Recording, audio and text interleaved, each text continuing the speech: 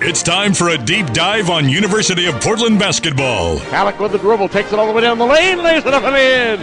Count the deuce. Alec Wittering, 5 in a row. The inside story on the Pilots. And here's Wittering, break down the lane. In the corner, long jumper, 4-3 on the way. Good, Jason Todd. This is Portland Pilots basketball with Coach Eric Reveneau. Tonight's show is brought to you on 910 ESPN Portland by employee-owned Bi-Mart, by your local Les Schwab Tire Center, the Oregon College Savings Plan, by Buffalo Wild Wings, U.S. Bank, by Safeway, and by Play Smart Health Screenings from Providence Heart and Vascular Institute. Now here's your host, the voice of the Pilots, Bill Johnson. Thank you very much, and a very pleasant Monday evening to you on another soggy Pacific Northwest day, all day long and evening. But thankfully, basketball is an indoor sport, and that's good to know.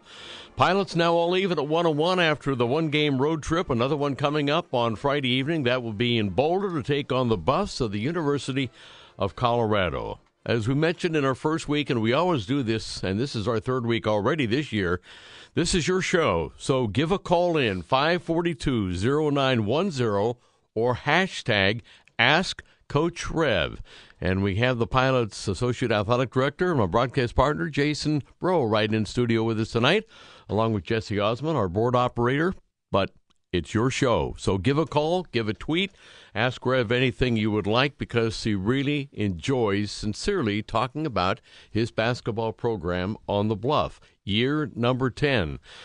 Let's go back to the positive, Coach. A good start, Oregon Tech, kind of a fun game, a nice way to pay tribute to literally a legend, Danny Miles, the coach down at Southern Oregon, and a nice ceremony conducted by Scott Lakem at the start of the game to just present him with some Oregon wines, and then on with the ball game. And good win for the Pilots. It's always nice to have that first game at home. So for the folks who may have missed it and were kind of busy doing something else over the weekend, kind of capsulize that win and your evaluation of that game before you quickly headed down to Sacramento.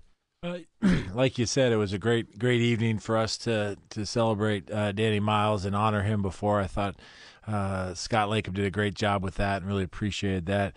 And the basketball team was a good basketball team, and no surprise, you don't get 1,000-something wins not knowing what you're doing. And he's seen it all, done it all, coached different sports, and they were a very well-coached team. And they were actually, to be honest, a little more talented than I thought.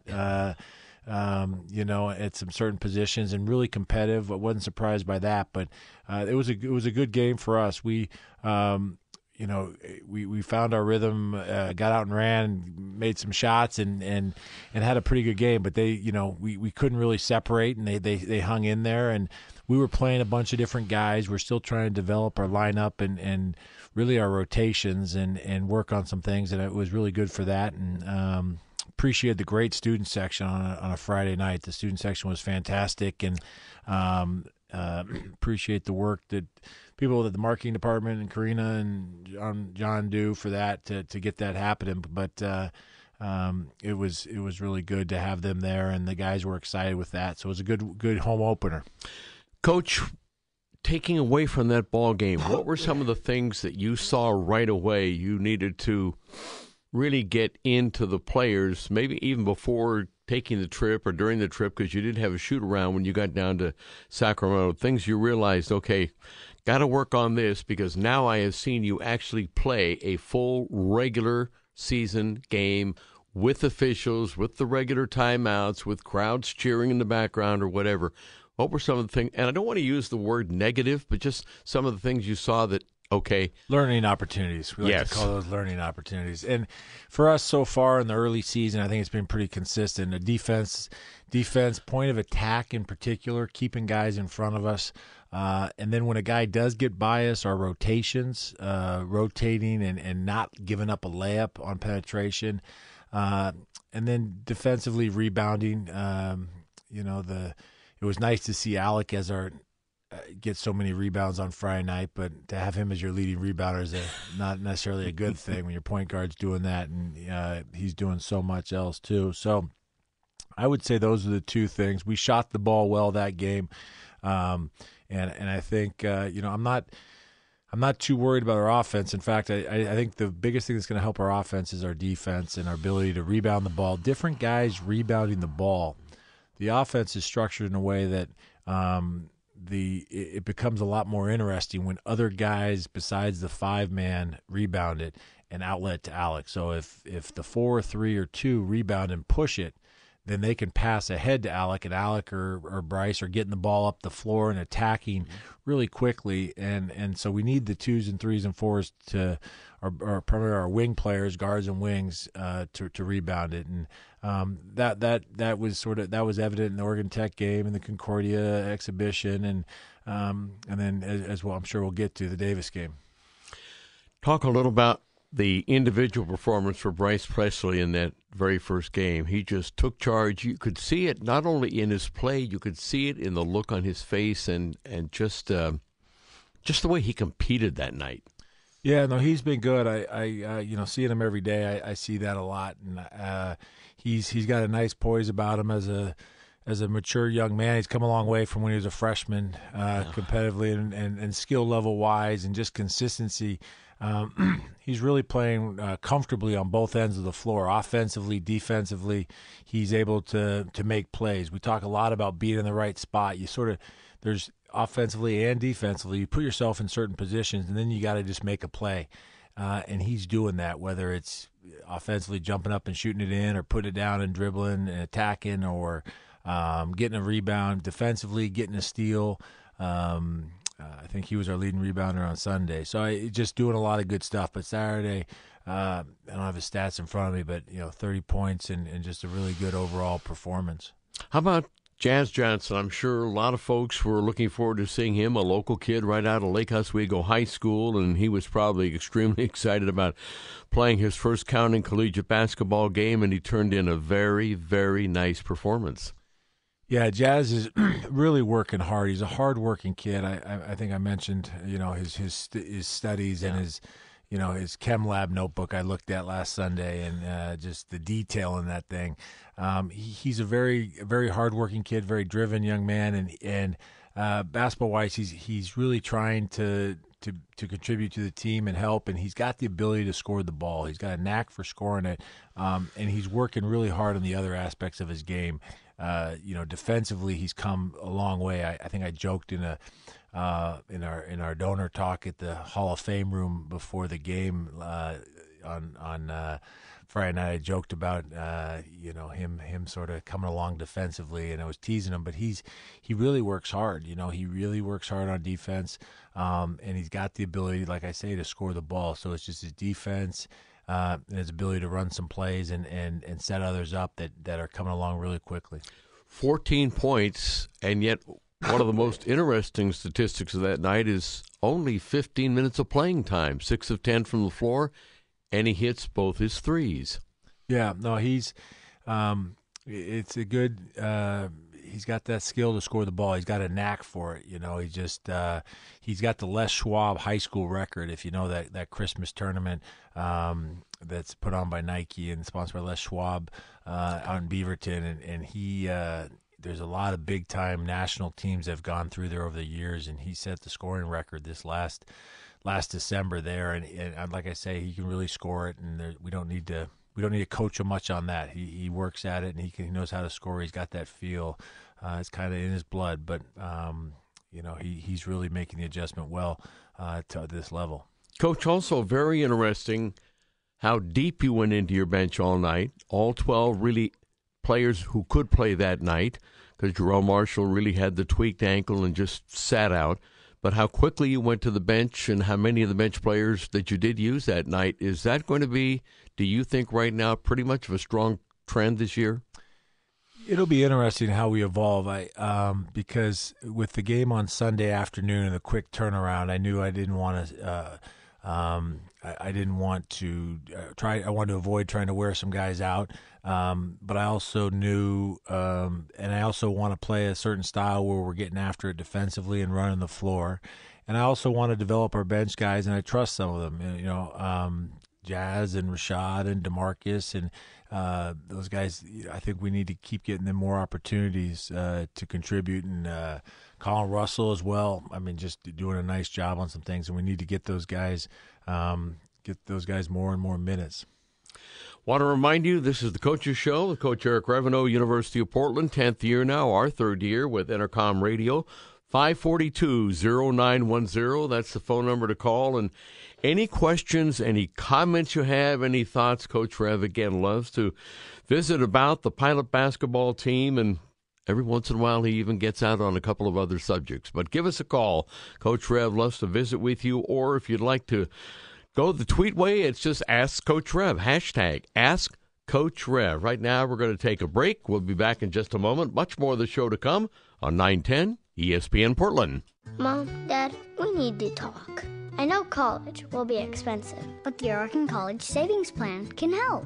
Did you know you could save on your taxes while you save for my college? Any earnings and qualified withdrawals are tax-free. You can even get a state tax deduction. Sweet! Are you saving for college? It helps if you have a plan. With the Oregon College Savings Plan, you can get an Oregon state income tax deduction of over $4,500 for 2015. Plus, when you use the money for qualified college expenses, any earnings are both state and federal tax-free. So for more information, go to OregonCollegeSavings.com. Now, about my allowance. The plan is administered by the state of Oregon. Consider the investment objectives, risks, and expenses before investing in the plan. Go to OregonCollegeSavings.com for a disclosure booklet and read it carefully. Investments in the plan are not guaranteed, and there is the risk of investment loss. Non-qualified withdrawals may be subject to taxes and penalties. State tax advantages subject to recapture provisions. Consult your tax advisor. Honey, why does the doorbell ring when I turn on the kitchen lights? I rewired that. It should work now. No, it doesn't. Don't rely on short-term fixes that need long-term solutions. A U.S. Bank home equity line of credit may help turn the equity in your home into lasting improvements. Visit a U.S. Bank branch, usbank.com/dreambig, or call 800-209-BANK. Home sweet normal home. Some restrictions may apply, subject to credit approval. Mortgage and home equity products offered through U.S. Bank, National Association, Equal Housing Lender, member FDIC. Find it online, buy it in store with Bymart's cyber deals posted now on Bymart.com. Every 2 weeks, we post discounts on the products you need to do everything that you do, saving you time in your busy schedule and dollars in your daily budget. That's what's most important to our employee owners. Check out our latest cyber deals today on Bymart.com and start saving on your favorite everyday items. Get ready for your season for less at Bymart. Here's the pass to Presley. Bryce jumper outside. Bingo! Hits his first shot of the year. Bryce Presley gets the deuce, the score. 3-2. Pilots by a 1. Game 1 of the year. You're listening to Portland Pilots basketball with Coach Eric Reveneau on 910 ESPN Portland. Here again is Bill Johnson. Thank you very much. Welcome back to the Coaches Show. 542-0910 to give a call in to visit with the coach, or if you're a tweeter, hashtag Ask Coach Rev. Before we talk about the UC Davis game, talk a little bit about the game that we saw as we walked in the building, Coach. Were you surprised by that and the fact that, I guess if I were the head coach, I'm thinking, hey, when am I going to be able to get my guys out there on the floor? We walk into the arena on the UC Davis campus yesterday afternoon, and there is a full-fledged volleyball game going on with a great crowd, I must say, with Hawaii against the Aggies. And all of a sudden, the baskets aren't there, a net is up and everything, and I'm thinking, are we in the wrong building? Yeah, a little surprised just on the timing. Knew there was a volleyball game, misunderstood on the timing and some of the communication of what the warm-up would look like for us, and some of it's out of their control. As I later thanked a Hawaii volleyball player in the airport, I said, thanks for not going to the fifth game, letting the Aggies, because I learned from Mr. Jason Bro that the Hawaii team was ranked top 10 in the country. So when it went 4 games, I wish it was a little quicker, but Hawaii took care of them in 4, and we got on the floor. Really,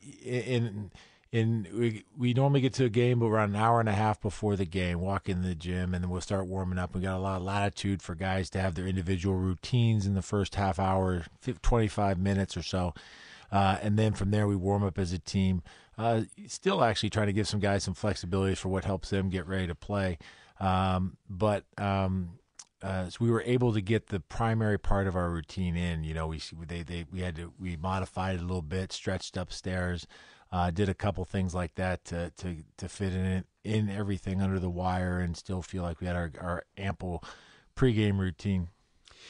When you go out on the road, first game of the year, and Jason and I both commented on the air, we're thinking this would be such a sweet win, much like that San Jose State overtime win last year when we headed out of the road at the very outset of the year. And I know that when you and I visited in our pregame show, you talked about the fact that, all right, point of attack on defense, that's number one priority. Rebounding is number two, and number one, we have to come out with a tremendous amount of energy.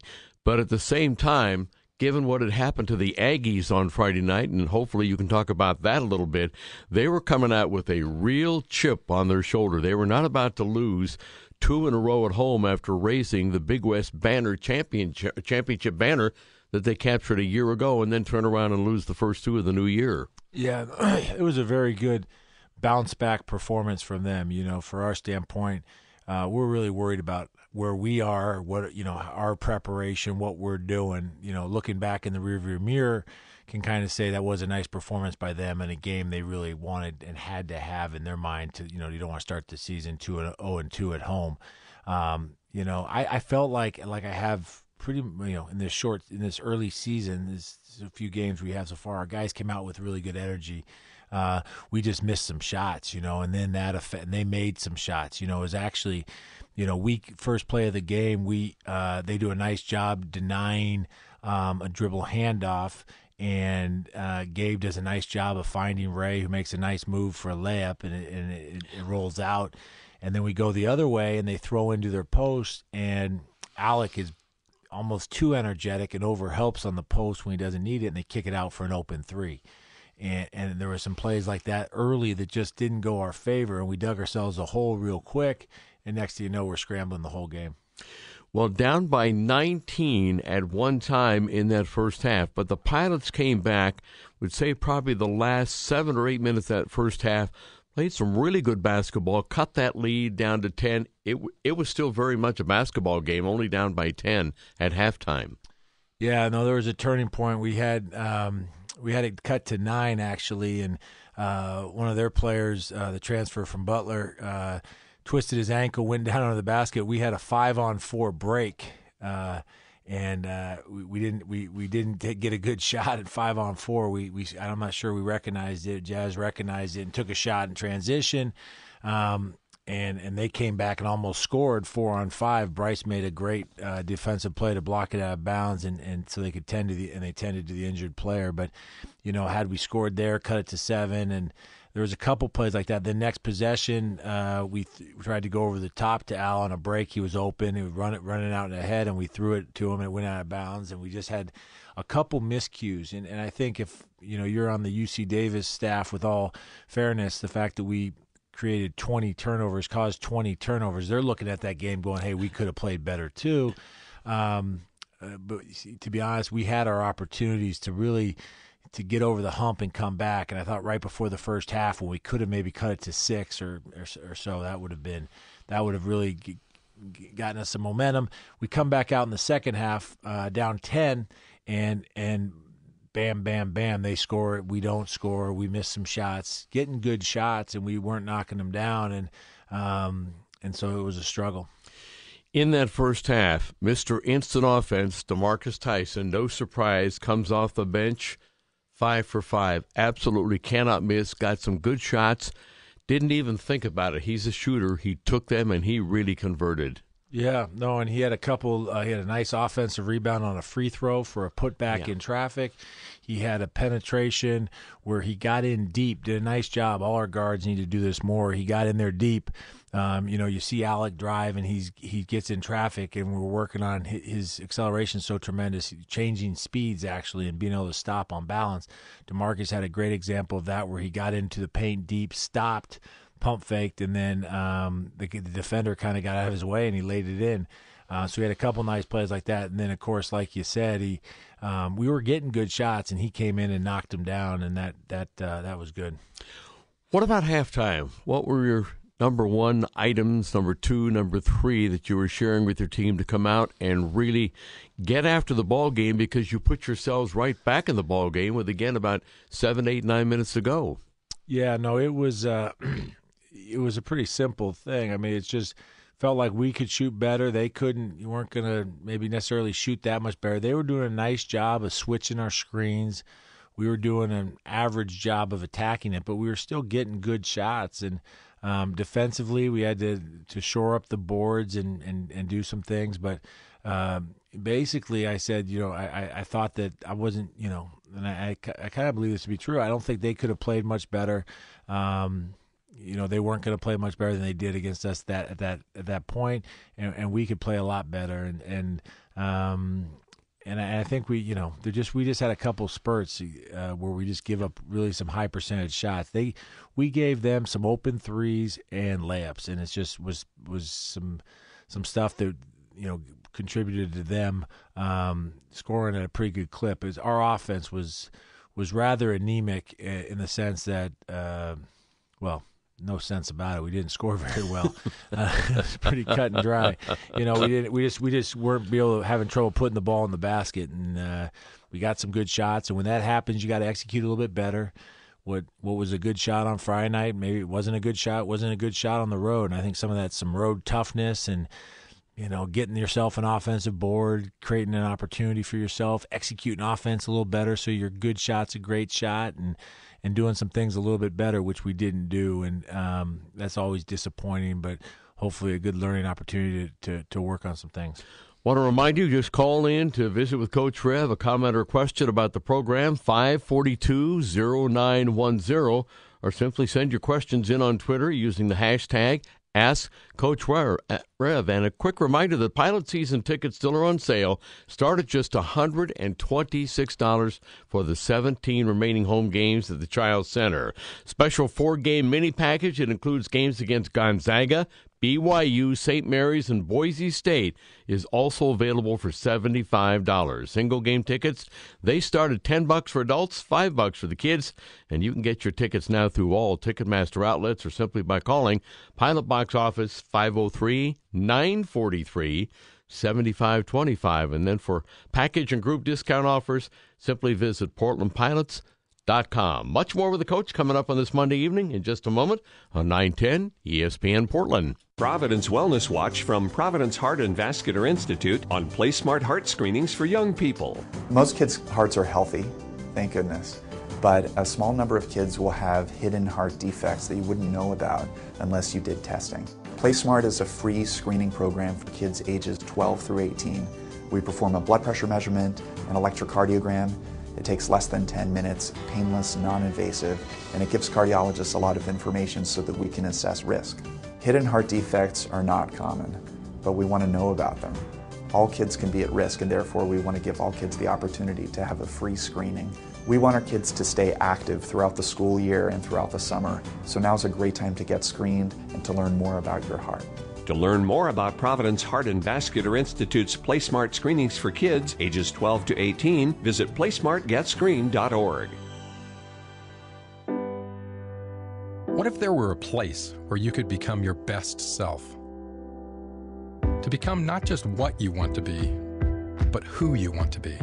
At University of Portland, we inspire innovators, entrepreneurs, leaders, difference makers, people with the smarts to succeed and the heart to know what success really means. University of Portland. Rise.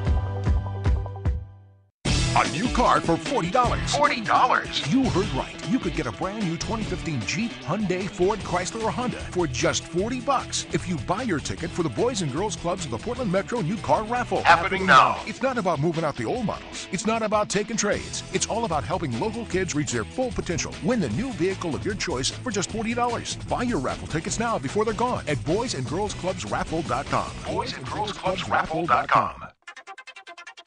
Wittering steals the ball from Yellow Owl. Here's the lead pass. Jason Todd lays it up and in. And the assist goes to Alec Wittering. Pretty play. You're listening to Portland Pilots basketball with Coach Eric Reveneau on 910 ESPN Portland. Here's your host, Bill Johnson. Well, welcome back to the Coaches Show, the third one of the year here on Entercom Radio. End of the first quarter for the Lady Pilots, who are playing at the Child Center tonight. They have the home court advantage, but unfortunately they do not have the advantage. At the end of the first quarter, it is 27-8 against a very strong Oregon State University team. So go Pilots, slow down those Beavers, and get yourselves right back in the ball game. And I know that's exactly, Coach, what you were trying to do in the second half the other night. I thought about that great rally at the end of the first half. DeMarcus Tyson just absolutely lit up the pavilion at Davis with his shooting 5 for 5. He did end up with a total of 15 for the night. But starting off that second half, a great time to attack, be aggressive, continue with the run. But unfortunately, the Aggies came out with exactly the same idea, and they were able to get across the board and say, all right, we're going to take control of this basketball game. They also played very well at the start of that second half. Yeah, it was a little bit the same as the start of the first half. We got shots. We wanted. We ran a play. Alec got a screen down from Ray. Ray got a catch deep on the throw back in and missed the jump hook, and that will go down most times for him. And so we just had a hard time making things happen. We scrapped pretty good at times. We made some things happen. We caught again we were scrapping and creating turnovers, changing our defense, doing some things. We just couldn't get over the hump and really put some pressure on them. From Twitter tonight, our very first one. And again, we remind you, give us a call if you'd like to talk to Coach Rev in person, 542-0910. Here's the question. How do you evaluate what may be a simple early season kink versus something that may be more of a deeper problem this early in the year after only 2 games? Don't sleep and think about it all night. I don't know. It's hard. The thing is, to be honest, you just start in your mind starts racing after the game. You start thinking, you start going over all the issues you got as a basketball team. You start and you break them into categories of things we can fix, things that are correctable, and things that are long term that we got to adjust to how we play and what we do and what we're going to be good at, and sort of identify ourselves. We don't have a strong defensive identity right now. We don't have, and we'll change some defenses. Davis was the first game where we changed some defenses quite a bit. We were going to zone on the end line out of bounds. We hadn't done that in the early games because we didn't want to show it on tape. And we worked on a bunch in practice, and we got some turnovers on the end line out of bounds going to zone. I think there's some guys, personnel-wise, it could be good zone team, have some wrinkles to the zone and doing some things. So trying to find some things that we can do consistently. So in answer to your question, you just evaluate it from a fundamental up standpoint and say, okay, is that something that that we've worked on it a bunch and we can't do it? And okay, how is that? Or is that something that that we're going to be able to do that? That's something that's just an anomaly. And certain guys shooting in shots in rhythm, I can say an anomaly. Shooting 1 for 6 from the free throw line, both numbers are disturbing. The 6 is a total number of free throws, and the 1 is the number of makes is disturbing. But I'll bet you a lot of money that I won't bet because that's an NCAA violation. I wouldn't do that. But figuratively speaking, we're going to shoot a better percentage of that on the free throws for the year. We got to get to the line more. One of the things, and I knew that all along, losing Kevin Bailey and some of our post play, getting to the line would be something we need offensively, especially on a night we're struggling shooting it. We got to get to the line. So I'm rambling a little bit, but the idea that some of these things I know kind of knew going in, all kind of came to a head, and we got to continue to work on them. This is going to be a very good shooting team from the floor, and yet in the early going of the season, are you scratching your head about the few times you do get to the free throw line? Percentage has really not been very good tonight, and the other night against Oregon Tech. Yeah, a little bit, and I think, and I think it's a little bit of a head scratcher. I think, Concordia, we really struggled from the line, and I think that had to do, I think all of a sudden playing in front of a different crowd. I think all of a sudden being on the road on Sunday. I think those things, back to the last Twitter question, I think those things are things you kind of strike up to sort of early season kinks, and sort of early season things. I think we're going to be we'll be a solid, a solid college basketball free throw shooting team, and we're going to work to be a good one. I think we could be a good one, and we'll work on it. And but yeah, it's a little bit surprising. But again, you don't worry too much about it. One of the things with free throws that are interesting is, as a coach, if you freak out and start practicing them all over the place, then also you make a bigger deal out of something. Then all of a sudden it's in their head, So even if at the point my confidence is not shaken in the free throw ability, but if at some point it did become shaken, I got to act like it's not, so they don't lose confidence. Yesterday at Davis, I asked Jason on the air, I said, can you ever remember a game where a team only converted one free throw in the game? And he said, I cannot. Can you, coach, in all your years of playing, assistant coaching at Stanford, head coaching at University of Portland, only one made free throw in a game?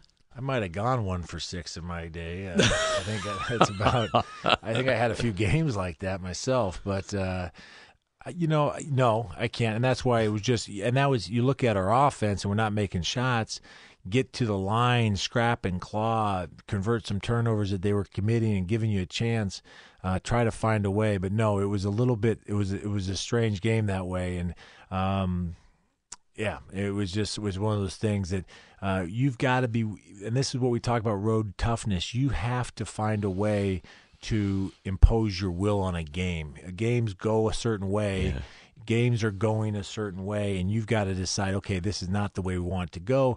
We're going to change this right now, and we're going to do these things, X, Y, and Z. As a coach, that's my responsibility to push the right buttons, put in the right guys, have the right message so that happens. As players and leaders, they've got to do it also. But that getting to the line sure would have helped us in making some free throws, but getting to the line more than 6, if we shot 18 times and only made 3, I'd be shocked. We were going to start making them if we made some more. They shot 3 times as many free throws and made 13 more. And we lost by 13. I mean, they shot 18 free throws and I think made 14 or 13. But yeah, so that was a difference. 5:30 the broadcast time Friday evening as the Pilots travel to Colorado, John Denver country, to take on the Colorado Buffaloes out of the Pac-12 Conference. 5:30 for the pregame show with Coach Rev, and then game itself, the tip coming at 6 o'clock on the West Coast. 542-0910, that's the phone number to visit with Coach Rev tonight, or for you Twitter fans, simply hashtag #AskCoachRev. We're at the bottom of the hour. We still have 30 minutes to go. We'll take a break, step away. Back with more of the Coach's Show in a moment on 910 ESPN Portland. What do you get when you mix 20,000 fans with the biggest names in country music? And our gal pal Miranda. Lead to 6. Here's the ball. You can't ride in my little red wagon. Next summer is gonna be wild. And tickets are going fast. Go to BWCMF.com today. The 2016 Weimar Willamette Country Music Festival. And y'all don't forget to get your discount tickets at Weimar. B-Dubs presents B-Dubbing. This is it, folks. Everyone's on the edge of their stools for Appy Hour at Buffalo Wild Wings. Here's the snap. He drops back. For great deals. And throws. A domestic draft. Smith snags. $4 shareables like street tacos and Southwest loaded chips. What a throw. What a catch. What a... Appy Hour. Experience Appy Hour at Buffalo Wild Wings. Wings, beer, sports. Participation and offers vary. See a participating location for details. Void where prohibited. King Henry, why are you looking so sad? My 4th wife is making my life miserable. She wants to leave me and take all my jewels, my castles, and even my favorite chef who I just couldn't live without. Why lose your money, your home, or your children in a divorce? Simply call 1-800-DIVORCE and speak to a divorce attorney who defends the rights of men in divorce and custody cases. Your Highness, the Queen requests an audience with you. Okay, show her in. Hello, Henry, my dear. I understand you called 1-800-DIVORCE. That's right. Oh, well, now, why don't you come up to my chamber tonight, and perhaps we could straighten things out. Call 1-800-DIVORCE. Get your phone questions answered at no charge. Located at 111 Southwest Columbia Street in downtown Portland. That's 1-800-DIVORCE. Here's the ball tipped away. Another turnover, Oregon Tech. Jazz Johnson leading the break. Stop, pop. That's good. Jazz gets his first field goal. Number 22 gets 2. You're listening to Portland Pilots basketball with Coach Eric Reveneau on 910 ESPN Portland. Here again is Bill Johnson. 542-0910. That's the number to have a visit with Coach Rev, or for you tweeters, just hashtag Ask Coach Rev. Talking about areas of improvement, I know one that you look at in the statistics, 43-43 was the final total rebounds in the ball game, Oregon Tech. But down at Davis just yesterday afternoon, out-rebounded by 20. So I know, Coach, you love to coach the big guys. You love to work with them. Where do you go to work on saying, okay, this is a department where we need to improve, but we need to get better rebounding from everybody. But big guys, get the ball, get it out quickly, and attack, attack, attack. The best thing I've had last couple games is our guards as examples. With Alec getting 6 rebounds, I sort of frankly can say, hey, Gabe, Jason, Max, our point guards out rebounding you. Ray, Colin, and it's not. And so, and then at Davis, Bryce being the leading rebounder, I think. And Ray had a good game on Friday night, rebounding the ball, took advantage of his size. It's just something that we got to work on. And we watched tape on it last week, and there's a couple things. There's one where it's, against Concordia, where they were competing hard and whatnot against Oregon Tech. There's some competitive stuff and getting outworked for some rebounds. Then there's some technical things. A couple of the guys have their hands down when they're block off, so when the ball comes off short, they're raising their hands up at the time the ball's coming, and it's you're all of a sudden timing it. Your hand's coming really fast at the ball, and it's coming off short. They're also getting tangled up with guys. You don't want to volleyball blockers make great rebounders because they move with their hands up.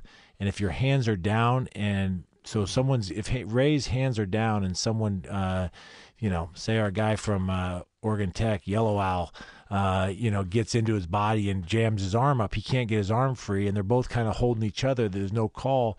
You got to have your arms free. The other thing we've been doing from a rebounding standpoint, and we've been drilling trying to correct it, is losing sight of the ball. I've never known a great rebounder who doesn't watch the flight of the ball. You know where the basket is. It's not moving. Your orientation to the basket stays the same, and you know where the basket is. You got to watch the flight of the ball. So when the guy shoots an air ball or it's deflected, you should be seeing that at the same time your opponent does. So there's some technical things you work on. There's different drills and different things you can work on. And it just needs to. We're going to be a gang rebounding team. By that, we're going to do it by committee. DeMarcus actually, like I said, had a good, because he came in and had that energy, and everyone notices the shots. I was complimenting DeMarcus on his rebounds yesterday. He was he had 3 defensive rebounds for us and was doing a good job when rebounds were not coming our way. And that was huge for us. So guys rebounding the ball and making that a priority. The message is clear to them that we need to be doing that. I think probably a key word would start with the letter A, awareness.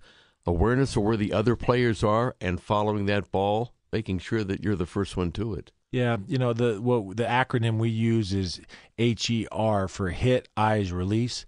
So you move quickly and hit the guy you're blocking out, and you move to block him out. You keep your eyes, and then you release.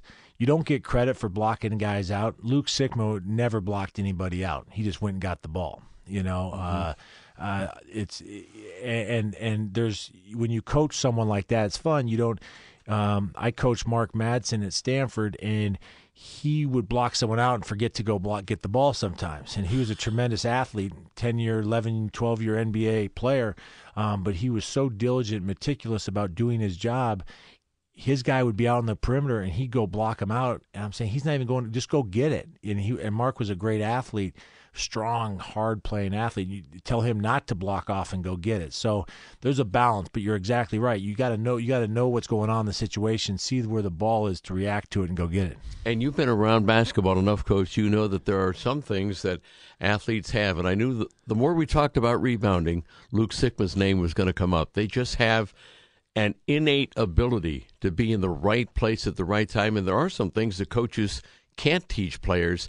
They just have naturally, and they always end up being the outstanding ones. Yeah, the rebounding is a skill that is interesting. Passing, where you kind of passing is one, and blocking shots is one where you can kind of say players have it. Scoring the basketball, a knack for scoring the ball, those sort of the intangibles. The thing that a really great rebounder does is when the shot's taken, he can tell that it's going to hit on the left side of the rim from straight on, hit on the left side and go right, or hit long and come back short, or hit short and go long. You can read it because you just seen, it's like, true rebound, if you want to talk about it in the highest form, true rebounding is like what tennis players do when they read the serve as it's leaving their hand, or baseball batters reading pitchers before the ball, as the ball is leaving the pitcher's hand. I don't know what they really do, but he's coming fast and they're reading it.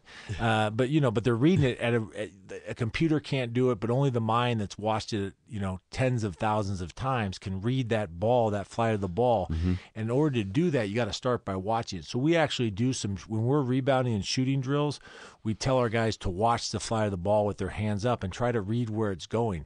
You just need reps of watching the flight of the ball and seeing where it hit. And you got to watch the ball and know where the rim is. So, there's a lot to it. And right now we've got to a little bit of it's just confidence, too. We just got to go after it and get the ball. A couple questions coming up in our next segment. We'll talk about Jarrell Marshall and take a look at that ankle and see where he's coming from and how soon he might be ready to play some really major minutes, because the Pilots need him. In fact, there are a lot of teams in this country that could use Jarrell Marshall. Also, we'll talk about the rotation and how the coach really decides on a rotation, if he ever does decide on, say, a semi-permanent rotation as we work through the non-conference schedule, and then, of course, getting into WCC play coming up on the 21st of December this year. Earliest start ever for conference play. We'll take a break. Much more of the Monday Night Coaches Show coming up in just a moment on 910 ESPN Portland. What if there were a place where you could become your best self? To become not just what you want to be, but who you want to be. At University of Portland, we inspire innovators, entrepreneurs, leaders, difference makers, people with the smarts to succeed and the heart to know what success really means. University of Portland. Rise. Some things you can't control, like going in for seconds a third time. Good. Or the fact that all 6 kinds of Meemaw's cookies are so delicious. Or the storm that blows in right before your long drive home. But you can be sure your tires have enough traction to get you where you're going, no matter what Mother Nature has in store. At Les Schwab, we have the tires you need, backed by our best tire value promise. That should settle your stomach, at least until you break into those leftovers. Oh, boy. Les Schwab Tires, doing the right thing since 1952. B-Dubs presents B-Dubbing. This is it, folks. Everyone's on the edge of their stools for Appy Hour at Buffalo Wild Wings. Here's the snap. He drops back. For great deals. And throws. A domestic draft. Smith snags. $4 shareables like street tacos and Southwest loaded chips. What a throw. What a catch. What a... Appy Hour. Experience Appy Hour at Buffalo Wild Wings. Wings, beer, sports. Participation and offers vary. See a participating location for details. Void where prohibited. Oftentimes, when people are surprised by the price of Roof Life of Oregon's maintenance plan, they search for someone charging half the price. Yes, they're out there. And yes, you get what you pay for. Questionable methods, cheap chemicals, and a roof that will cost you more money in the long run. Trust the company that trains the right staff on the right equipment with the right products backed by the right guarantees. Our CCB number is 125208. RoofLifeOfOregon.com.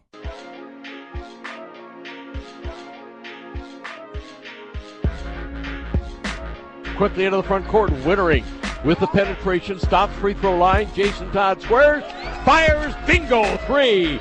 Jason Todd not even on the floor for 15 seconds, and he buries a 3 ball, his second of the year. You're listening to Portland Pilots basketball with Coach Eric Reveneau on 910 ESPN Portland. Here's your host, Bill Johnson. Welcome back to our Monday evening show on Entercom Radio. We always enjoy visiting with the coach, but he's not in midseason form yet, so we're going to give him a little break for a minute or two. Visit with our Associate Athletic Director, Jason Breaux, about a tremendous turnaround in the volleyball program at the University of Portland. But I want to add just a really quick note. Yesterday, we got to see some really good volleyball. We saw the University of Hawaii, which I have just learned is in the top 10 in the country, playing at Davis prior to the men's basketball game. But, Jason, talk about the Pilots and the turnaround and how well they're doing this year. Yeah, pretty remarkable. Brent Crouch, in just his second year, he took over a program that hadn't won a match, and last year had some landmark wins at Baylor, got one conference win, which is a big improvement, and this year they've been climbing the mountain, so to speak, and had a 10-match non-conference winning streak, and then it culminated with probably their best weekend ever. Took a set off of BYU, who's ranked 12th in the country, before losing in a hard-fought one on Thursday, and then as we were boarding the plane in the airport, sweeping San Diego, who is the first-ranked win in school history. And I know, Coach, you have a lot of respect for, from a coaching perspective, what that program's been able to do. No, it's tremendous. You watch them work so hard. Even during the down times, Coach comes in and works and changes some things about the program and really gets it going. It's really impressive for me from a coaching standpoint to see them playing their best volleyball at the end of the year. Their conference is so tough in women's volleyball. Our conference is so tough. And I was really impressed after that Pepperdine win. I'm coming into the office on 7:30 in the morning, so last Monday, a week ago today, and they got their first win ever in Pepperdine. They're on a 3-game winning streak right now, aren't they? Well, they've won 4 out of their last 6, including 2 wins over teams that are going to play in the NCAA tournament, and a loss to BYU and a loss to LMU, who are both NCAA top 25 teams. Yeah, so I'm learning a lot more volleyball of what's going on and getting ready for the tournament. I'm going to have to make a bracket this year, I think. But on Monday morning after their Pepperdine win, they get back from Southern California, and I'm walking in, and the team's running around Child Center at 7:30 in the morning to get their Monday morning conditioning in. And I saw Coach Scott this morning. I saw Coach Scott at 8:45, and the volleyball team was leaving from their workout. So they're working hard. Yeah, and their season's coming to an end. They're at Pacific St. Mary's this week. Home finale Monday against Gonzaga. Only one senior on the roster, Emily Liger, who we talked to at halftime of the Oregon Tech game. So that's a 5 o'clock game Monday. Everyone should come out and see that, and then they close the year at Seattle. But Coach Crouch has that program going in the right direction and thought it was fitting we gave them a little love tonight. And remember, always check out what's going on at the University of Portland, whether it's men's basketball, whether it's volleyball, baseball, whatever, soccer.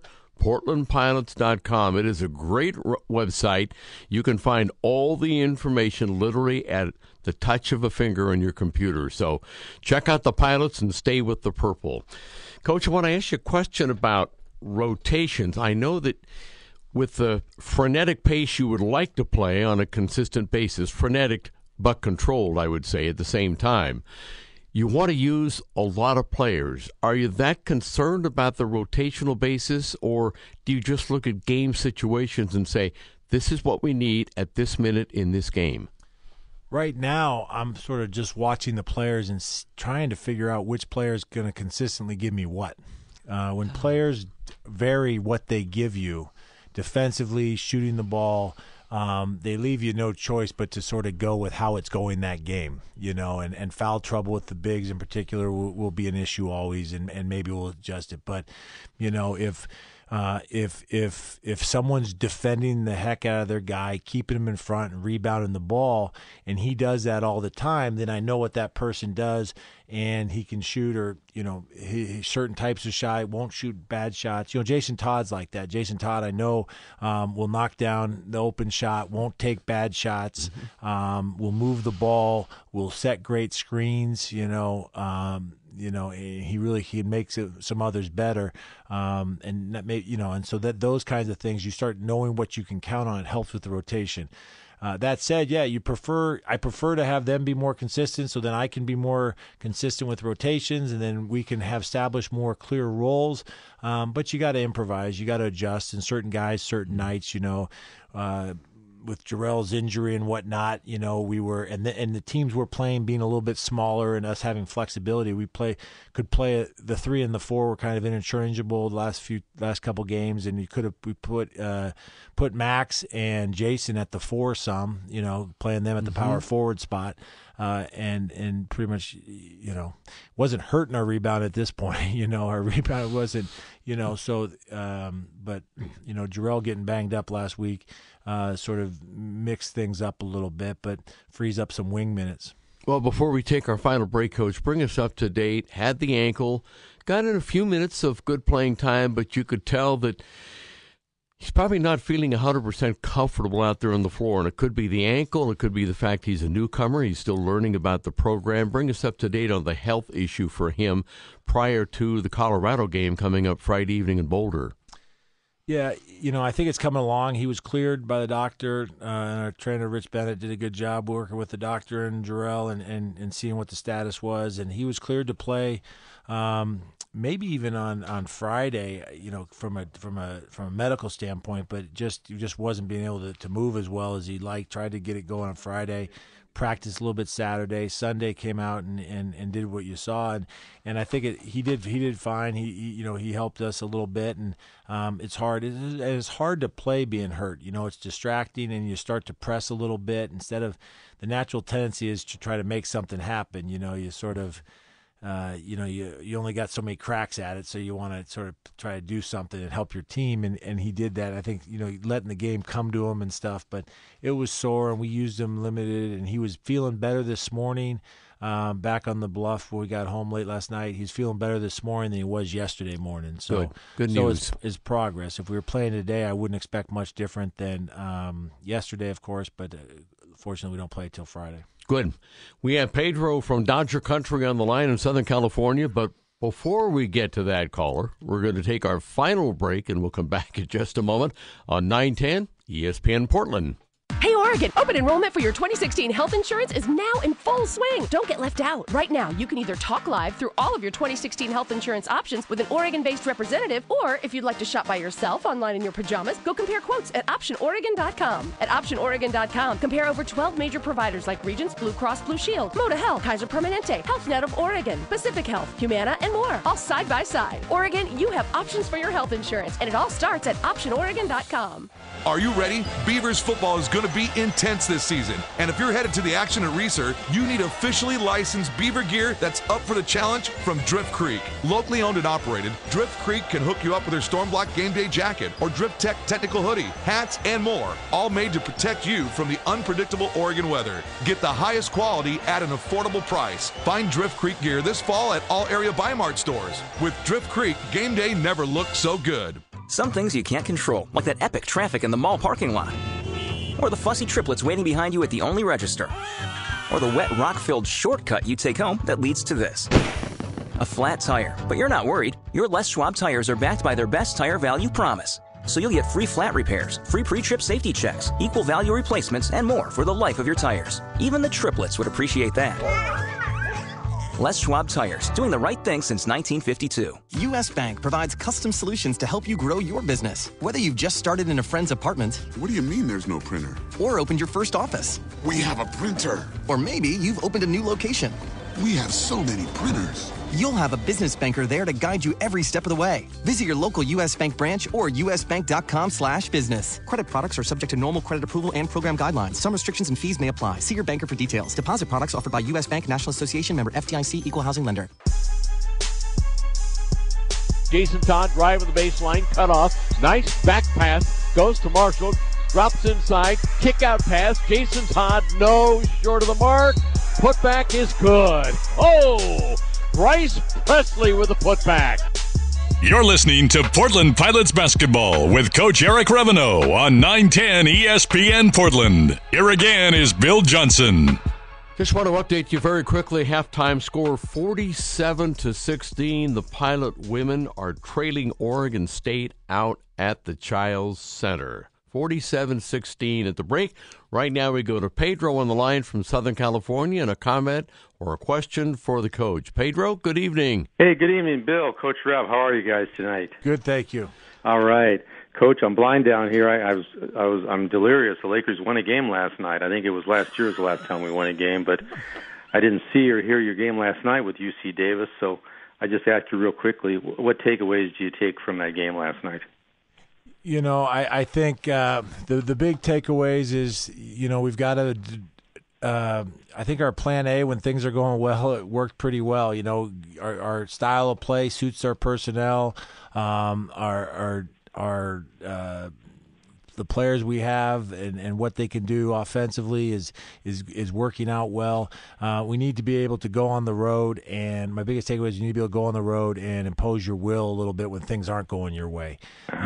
You know, and we need, whether it's get to the free throw line, you know, and you know, go from taking a good shot to getting a great shot to getting 100%, or when the 50% is not dropping enough. And so some things like that. Defensively, I don't think that we learned a lot, to be honest. I think defensively we've got some improvement to be done, and Friday in Colorado, I think it's going to be a good time to figure it out, and we're working on it, getting there. And just defensively, we've got to continue to develop our identity, and it might include some changing of defenses and mixing some things up and doing that. But we got to get better at defending and rebounding. Well, what I like so much about this team, haven't seen you in practice, and I watched the stream the other night down here in Los Angeles of a game you played on Friday, I think it was. Real athletic, everybody's moving, and I really admire that the tough pre-conference schedule you're playing. You're on the road quite a bit. I know it's not easy. These guys to be going to classes and be out of state so much, but I really think by conference time, you're gonna have that identity you're looking for. Yeah, no, and that's the goal. It's we talked about our women's volleyball team playing their best volleyball at the end of the season. That's that's the goal, and we've had some mature teams lately, and we've been good early, and this team might just be a team that could evolve and keep growing and be strong, playing our best basketball at the end of the season. I'd like to do it by Friday all the time, but it's a work in progress, and we got to keep working at it. And for a new style of play and whatnot, I think we're doing fine. We just got a tough challenge. Starting Friday, we've got 5 games in 8 days, and we need it. You want to get better. We need that experience. We need those games, and we look forward to seeing everyone out in the Child Center a week from or this Sunday, a week from. Well, 5 games in 8 days. You know what that means? That means play everybody. Yeah, no, it does, and and that's what we'll need to do. Well, it's good talking to you, Coach Bill. You guys keep it going, and we'll be watching it from down here. And best of luck this coming week. Thank you. Thank you so much, Pedro. All right, fellas. We'll see you. Bye-bye. Let us very quickly go to John in Portland for the coach. John, good evening. Good evening. Hey, Coach Trev, how are you doing? Good, thank you. Just joined a little late, so you may have already touched on this, but I'll just ask it anyways and then jump off so you can go ahead and expand on it a little bit. But what are you expecting this upcoming Friday from Colorado? And then some question to that would be, how do you expect or do you think there'll be any effects of the high altitude in regards to your players' conditioning and how you approach your Friday game with rotations of players and things like that? Yeah, 2 great questions. In answering them in brief, I'd say not sure on Colorado, and yes on the altitude. I think it could have an effect. Both are interesting. Saw a lot of the game Colorado played on Friday, and they play tomorrow in that ESPN 24-hour deal, I think it is, and they play at noon. And so they have that game tomorrow. We got to watch them. They got great big inside presence. Josh Scott and defending and blocking shots and scoring the ball and high-low. So our rebounding is going to be an issue. So that's and defending inside. We've got to be sure to be prepared for that. And then with the altitude, it's something that we're in pretty good shape. I think our conditioning level is really good, and it's going to be tested. Cool. Thank you. Thank you. And I'll jump off and keep listening. Thank you. Thank you very much. Okay, thank you so much, John. Again, want to remind you about the next game coming up for the Pilots. It is Friday evening on the road, Colorado, University of Colorado, Pac-12. Broadcast time will get underway right here on 910 ESPN Portland. It will get underway at 5:30, and Mr. Jason Breaux will be doing the play-by-play that night, stepping into the lead microphone. So join us for the broadcast. The tip will be at 6 o'clock, and then we're back home on Sunday evening to take on Abilene Christian in a game that'll get underway at 7 o'clock at the Child Center. We invite you to come on out, watch these brand new look Pilots. So this will be an exciting basketball team growing with every single game. 6:30 will be our broadcast time on Sunday, 7 o'clock tip, Abilene Christian. But don't forget, 6 o'clock tip on the West Coast, Colorado, coming up on Friday night. Thank you so much for joining us on the Coaches Show. Jason Breaux, our executive producer, Jesse Osmond, our in-studio board operator, and, of course, the coach, Eric Reveneau. Thanks, Coach. Thank you very much. Enjoy it. I'm Bill Johnson. Thanks so much for joining us, and have a great evening. This has been Portland Pilots Basketball with Coach Eric Reveneau. Tonight's show was brought to you by Employee-Owned Weimart, by your local Les Schwab Tire Center, the Oregon College Savings Plan, by Buffalo Wild Wings, U.S. Bank, by Safeway, and by Play Smart Health Screenings from Providence Heart and Vascular Institute. Join us for University of Portland basketball all season long on the home of the Pilots, 910 ESPN Portland. 910 ESPN Portland. 910 ESPN Portland. 910 ESPN Portland. 910 ESPN Portland. 910 ESPN Portland. 910 ESPN Portland.